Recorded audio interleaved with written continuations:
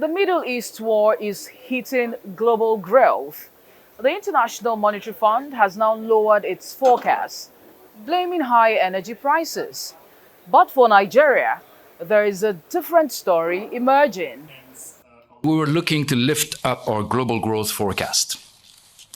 Now, war in the Middle East has halted this momentum. The closing of the Strait of Hormuz and serious damage to critical energy facilities in the Middle East raised the prospect of a major energy crisis should a durable solution not be found soon. Now, global growth is taking a hit. The IMF cuts its 2026 forecast to 3.1%, down from 3.3% in January.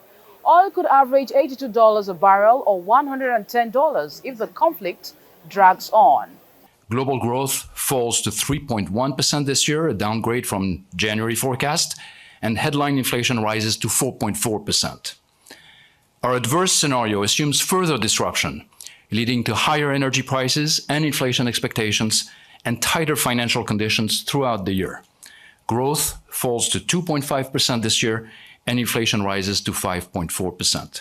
To Nigeria quickly, we have revised down Nigerian growth as well by 0.3 percentage point to 4.1 in 2026. As far as inflation developments go, we believe that tight monetary policy and remaining data dependent and watching very carefully both exchange rate movements and inflation expectations is going to be crucial to achieve the inflation target of the central bank. But risks remain. The IMF's Global Financial Stability Report warns market resilience should not be taken at face value as the war persists. For commodity importers, the danger is higher import bills, weaker currencies, and financing stress. But Nigeria, as an oil producer, could see some buffer. The fund's repeated message to all member countries is rebuild fiscal space. It is very important for countries to safeguard financial stability by monitoring closely how vulnerabilities are evolving, taking macroprudential actions where necessary, having strong oversight of the banks and the non-banks, and of course being operationally ready to inject liquidity. The task for policymakers is not in and of itself to predict shocks, right? It's very hard to know what shocks are going to come down, but rather to ensure that vulnerabilities are contained, are understood, and that actions can be taken if there are any instabilities that arise. With gross domestic products projected at $334 billion in 2026, the IMF now tips Nigeria to become Africa's third largest economy, overtaking Algeria. South Africa and Egypt would stay ahead.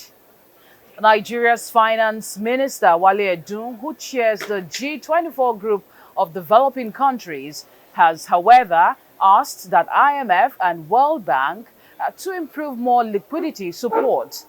The fund is already considering this.